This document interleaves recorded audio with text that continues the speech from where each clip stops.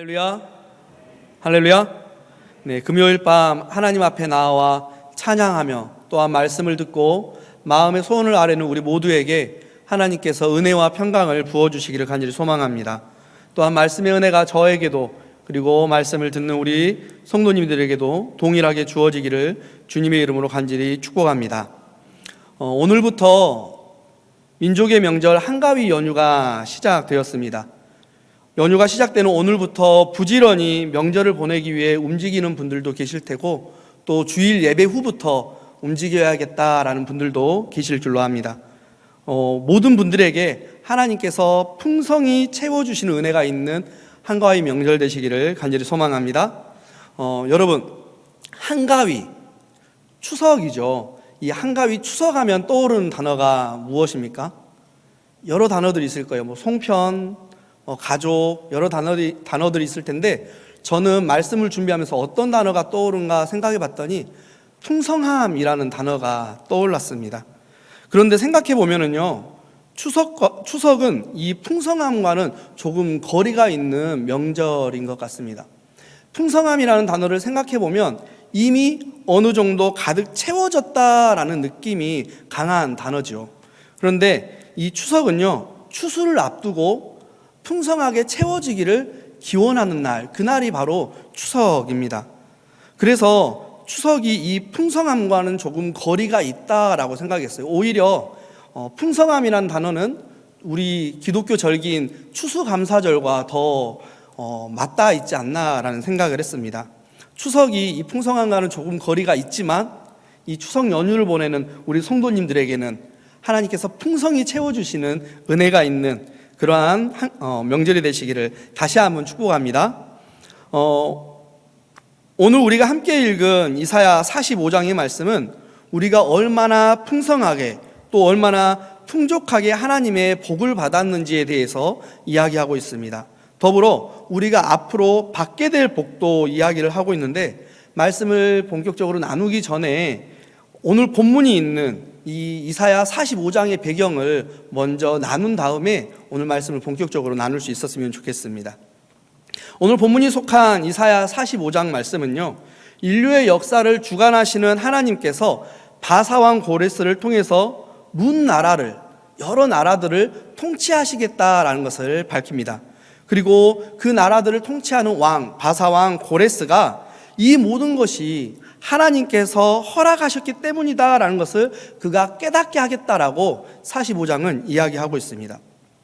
하나님께서 고레스를 지명하여 부르시고 문 나라들의 왕으로 삼은 이유도 이 45장에 기록이 되어져 있는데 그것은 고레스를 통해서 바벨론의 포로로 잡혀갔던 이스라엘 민족들이 고국으로 돌아와 그들의 나라를 다시 세우게 하기 위함이다라고 45장이 밝히고 있어요.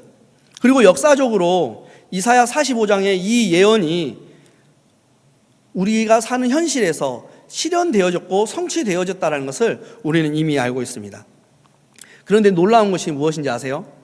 이 이사야가 활동하던 시기와 이사야가 예언한 고레스가 활동한 시기가 약 150년 정도 차이가 납니다. 이사야가 고레스보다 150년 전 사람인 거예요. 그래서 학자들은 이사야의 활동이 끝난 이후에 고레스가 활동할 때 누군가가 적은 글을 이 이사야에 편입시켰다라는 주장을 합니다. 물론 그럴 수 있습니다. 하지만 우리는 믿음으로 고백하기를 이사야가 하나님의 감동으로 예언한 것이다, 그렇게 고백을 하죠. 그리고 그렇게 기록된 하나님의 말씀은 지금도 우리의 역사, 우리 삶 속에서 계속해서 성취되어져 가는 줄로 믿습니다. 오늘 우리가 읽은 본문 역시 성취된 하나님의 약속과 그리고 지금도 성취되어지고 있고 앞으로도 예수님께서 다시 오실 그때까지 성취될 약속을 우리에게 가르쳐 주고 있어요. 여기에서 이미 성취된 약속이라 함은 우리들에게 이미 주어진 하나님의 복을 의미합니다. 오늘 본문 말씀 18절 말씀 한번 같이 읽어보도록 할까요? 우리 18절 말씀 같이 읽어보겠습니다. 대저 여호와께서 이같이 말씀하시되 하늘을 창조하시니 그는 하나님이시니 그가 땅을 지으시고 그것을 만드셨으며 그것을 견고하게 하시되 혼돈하게 창조하지 아니하시고 사람이 거주하게 그것을 지으셨으니 나는 여호와라. 나 외에 다른 이가 없느니라. 아멘. 방금 우리가 함께 읽은 이 18절의 말씀을 보면 하나님께서 당신이 어떤 분인가를 우리에게 말씀해 주고 있습니다. 18절 말씀에서 밝히고 있는 하나님의 모습은 어떤 모습인가요? 창조주 하나님의 모습입니다. 하나님께서 하늘과 땅을 만드신 창조주시다라는 거예요. 그리고 하나님께서 창조주이신 것이 저와 여러분에게 복이 된다라는 겁니다. 왜 그럴까요? 그것은 창조주이신 하나님이 사람을 위하시는 분이시기 때문입니다. 하늘과 땅을 지으신 하나님이 저와 여러분을 위하시기 때문에 창조주 하나님이 창조주이신 것이 우리에게 복이 된다라는 겁니다. 오늘 본문 18절 말씀을 보면 하나님이 하늘과 땅을 지으셨는데 사람이 거주하게, 사람이 살 수 있도록 그것을 지으셨다라고 우리에게 말씀해 주고 있습니다. 실제로 창세기 2장의 말씀을 보면 하나님께서 사람을 위해 이 땅을 만드신 장면이 기록이 되어져 있어요. 창세기 2장 7절부터 9절까지의 말씀을 우리 같이 한번 읽어보도록 하겠습니다. 창세기 2장 7절부터 9절까지 말씀입니다. 여호와 하나님이 땅의 흙으로 사람을 지으시고 생기를 그 코에 불어넣으시니 사람이 생명이 되니라. 여호와 하나님이 동방의 에덴의 동산을 창설하시고 그 지으신 사람을 거기 두시니라. 여호와 하나님이 그 땅에서 보기에 아름답고 먹기에 좋은 나무가 나게 하시니 동산 가운데에는 생명나무와 선악을 알게 하는 나무도 있더라. 아멘.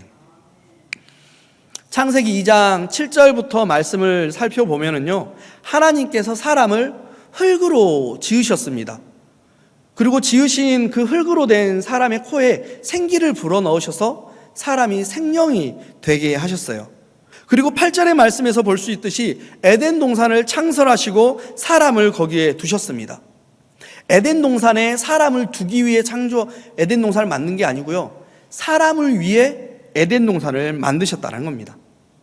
에덴 동산만 그렇게 만든 게 아니에요. 9절 말씀을 보니 사람을 위해서 아름답고 먹기에 좋은 나무도 이 에덴 동산에 두었다라고 기록이 되어져 있습니다.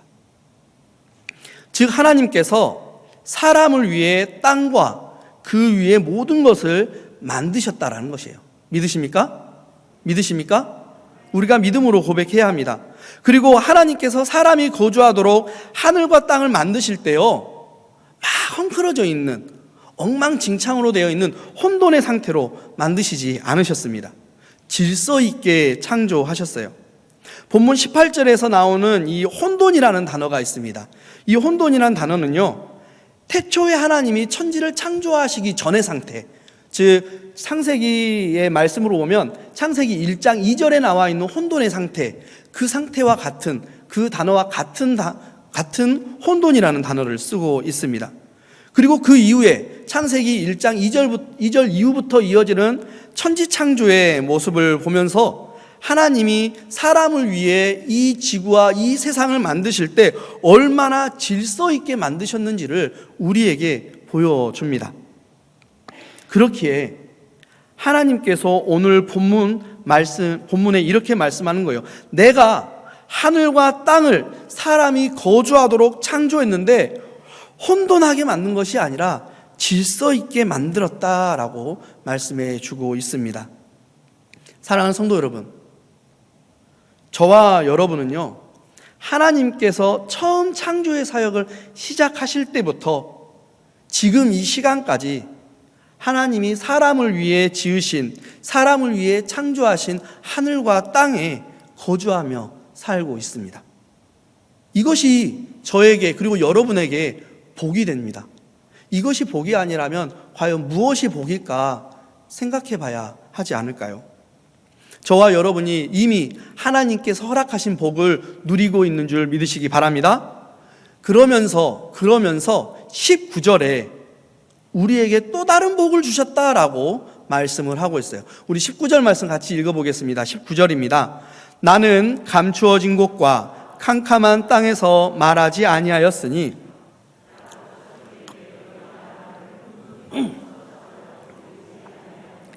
나 여호와는 의를 말하고 정직한 것을 알리느니라. 아멘.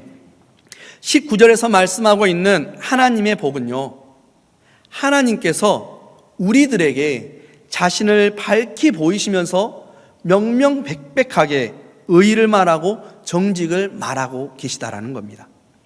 19절에 이렇게 말씀하세요. 나는 감추어진 것과 캄캄한 땅에서 말하지 아니하였다. 나는 의를 말하고 나는 정직을 말한다. 이렇게 말씀하고 있습니다. 먼저 하나님은 사람들에게 자신이 감추어진 곳이나 캄캄한 곳에 계시지 않다 말씀해 주고 있습니다. 그것을 바꿔 말하면 하나님은 항상 밝은 곳, 드러나는 곳에 계신다는 겁니다. 그런데 문제가 하나 있어요. 그것은 그렇게 밝고 드러난 곳에 계신 하나님을 누구나가 다 볼 수 있는 것은 아니라는 거예요. 자신을 밝히 보이신 하나님을 발견하고 볼 수 있는 사람이 구별되어져 있고 제한적이다라는 겁니다. 어떤 사람들이 밝히 보이시는 하나님을 볼 수 있나요?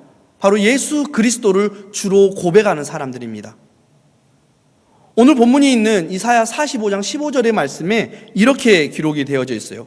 구원자 이스라엘의 하나님이여 진실로 주는 스스로 숨어 계시는 하나님이시니이다.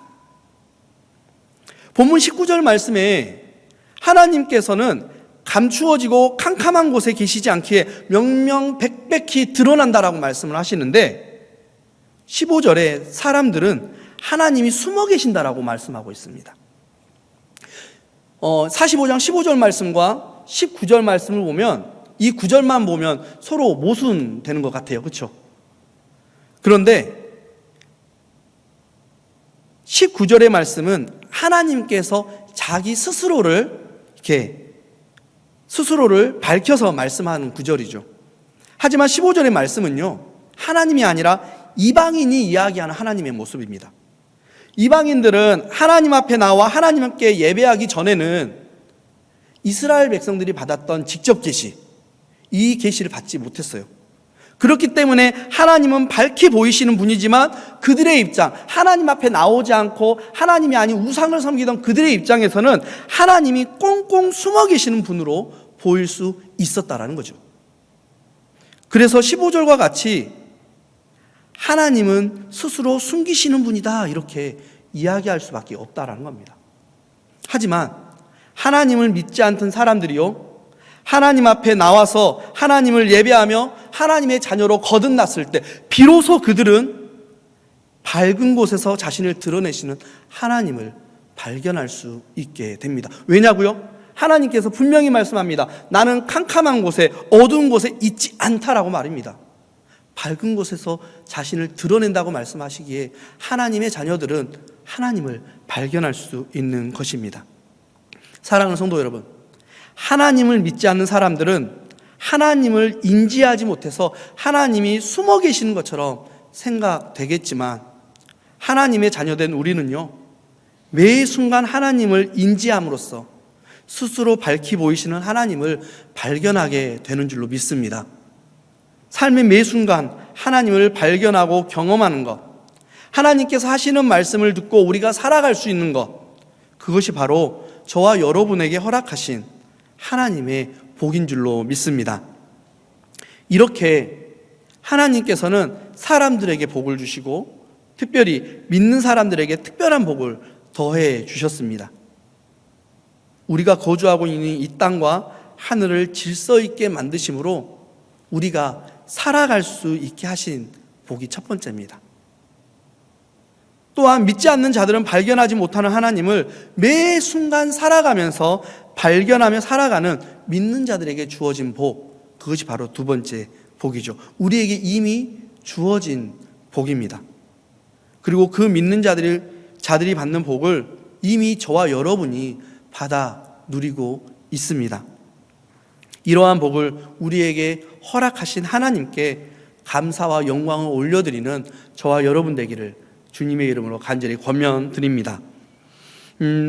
말씀을 시작하면서 우리는 하나님으로부터 주어진 복과 그것과 함께 주어지고 또 앞으로 주어질 복이 오늘 본문에 기록되어져 있다, 이렇게 나누면서 말씀을 시작을 했어요.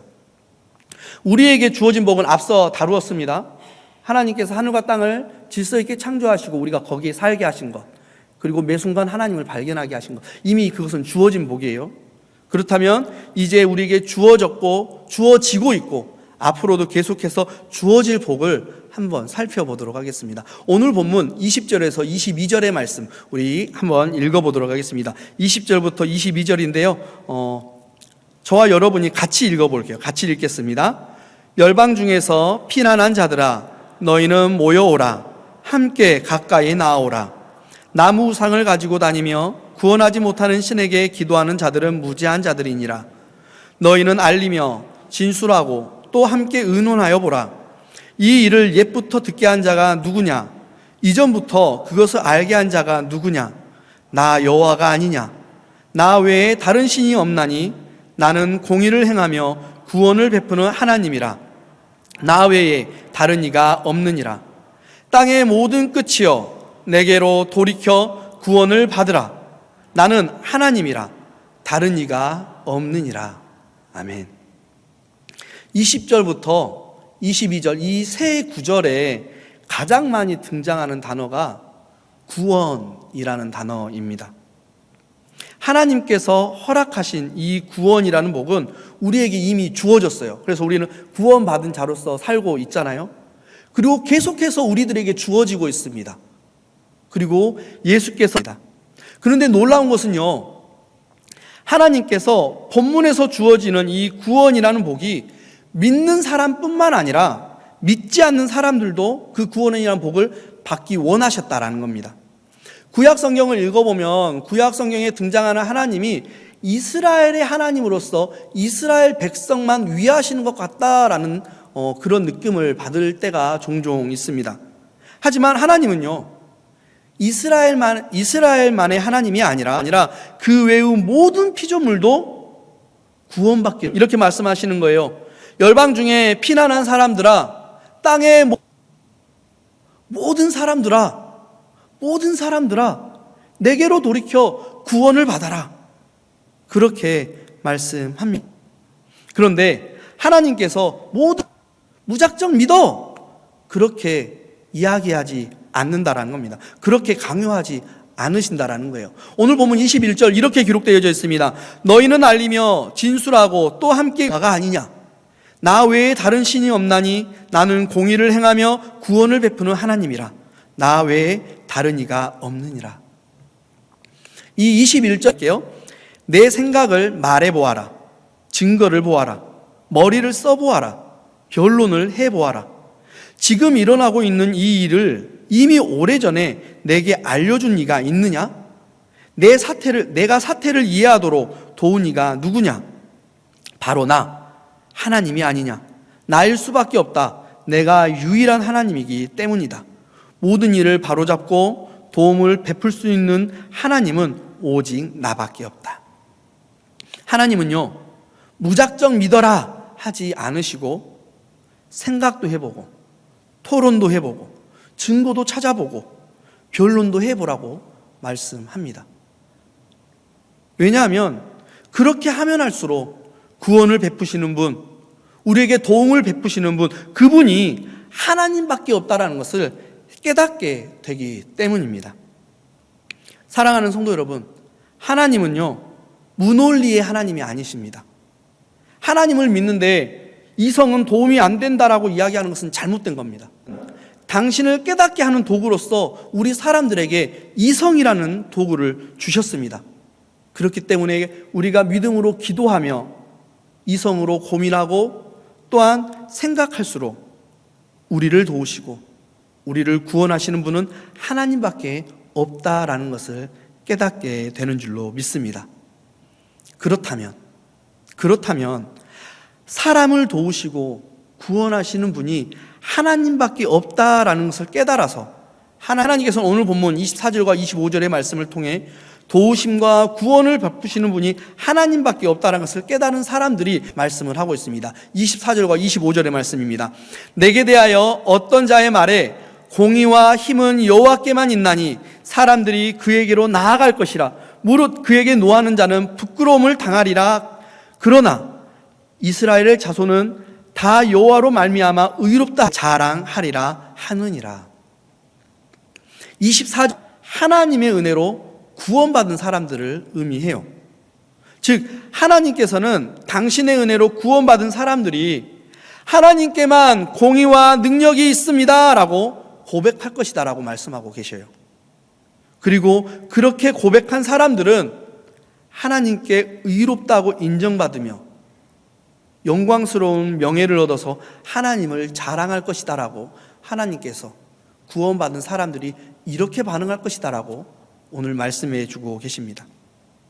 그런데 한편으로는요, 하나님께 노하는 사람들, 하나님께 화를 낸다라고 하죠. 노하는, 이 24절 이 말씀에서 우리가 발견할 수 있는 중요한 신학적 이슈가 하나 있습니다. 하나님께서는 모든 사람이 구원받기를 원하시지만 모든 사람이 다 구원받는 것은 아니다라는 거예요. 성경은 모든 사람이 다 구원받을 수는 있지만 반드시 다 그렇게 구원받지는 않는다라고 말씀합니다. 구원이 제한적이라는 거죠. 어떤 사람들이 구원을 받습니까? 오늘 본문에서 말씀하는 것처럼 하나님께로 돌이켜 회개함으로 하나님께로부터 의롭다 인정받은 사람들입니다. 그리고 그 과정에서 예수 그리스도가 나의 구주가 되십니다. 그렇게 고백한 사람들, 그들만이 구원을 받는다. 그렇게 말씀하고 있습니다. 바로 그 사람들이 하나님의 구원을 소유하는 사람들이 된다라고 우리는 성경을 통해서 깨닫고 믿음으로 그렇게 고백을 하고 있는 것입니다. 사랑하는 성도 여러분, 하나님께서 우리들을, 우리의 형제들을, 우리의 부모와 우리의 자녀들을 구원의 자리로 초청하셨습니다. 구원의 복을 주시겠다고 초청하셨어요.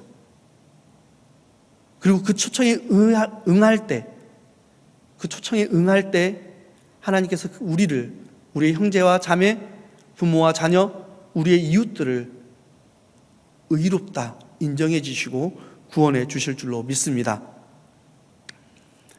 하나님께서는요, 우리에게 복을 주시는 분이십니다. 우리가 살아갈 수 있도록 하늘과 땅을 만드신 분이 하나님이십니다. 삶의 매 순간 우리가 당신을 발견할 수 있도록 스스로를 드러내시는 분도 하나님이세요. 죄인일 수밖에 없는 우리를 구원의 자리로 초청하시는 분이 하나님이시고요, 당신의 초청에 응한 우리를 의롭다. 어떤 사람도 오직 하나님만이 그렇게 하실 수 있습니다. 본문 23절에 이렇게 하나님이 말씀하고 계셔요. 내가 나를 두고 맹세하기를 내 입에서 공의로운 말이 나갔은지 돌아오지 아니하나니 내게 모든 무릎이 꿇겠고 모든 혀가 맹세하리라 하였노라. 하나님께서 우리에게 이 하늘과 땅에서 살아갈 수 있는 복을 주시겠다고, 매 순간 당신을 발견할 수 있는 복을 우리에게 주시겠다고, 우리를 구원의 자리로 초청하시고 우리가 초청에 응할 때 구원해 주시겠다고 맹세하시는데 23절에 그 맹세를 하나님 자신의 이름을 두고 맹세하십니다. 하나님께서 자신 스스로를 두고 맹세하신 이유는 하나님 자신보다 더 능력 있고 더 높은 이름이 없기 때문입니다. 그리고 말씀하시죠. 내 입에서 공의로운 말이 나갔은지 돌아오지 아니하나니. 당신이 한 번 말씀하신 것은, 한 번 약속하신 것은 결코 취소되지 않고 반드시 이루시겠다는 하나님의 말씀입니다. 즉 우리에게, 저에게, 그리고 여러분에게 하신 하나님의 그 말씀이 반드시 이루어지게 하겠다라는 하나님의 약속이고 하나님의 맹세입니다. 사랑하는 여러분, 하나님이 이런 분입니다. 하나님이 이런 분이세요. 이런 분이 저의 창조주이시고요, 여러분의 창조주이십니다. 다른 이가 없습니다. 다른 신이 있을 수가 없어요. 오직 하나님만이 우리에게 복 주시고 우리를 인도하시고 우리를 구원하시는 하나님 되십니다. 오늘 이 밤 우리가 그 하나님 앞에 나왔습니다. 그 하나님 앞에 마음의 소원들을 가지고 나왔습니다. 믿음의 고백들을 가지고 나왔습니다. 하나님 앞에 내어놓고 부르짖기를 바랍니다. 그러면 우리에게 복을 허락하시는 하나님이, 우리에게 가장 좋은 것을 주시겠다고 맹세하신 그 하나님이 오늘 우리를 만나주시고 우리에게 응답해 주실 줄로 믿습니다. 오늘 이 밤 그 하나님을 만나는, 그 하나님을 경험하는 우리 바름의 모든 성도님들이 되시기를 주님의 이름으로 간절히 축원합니다.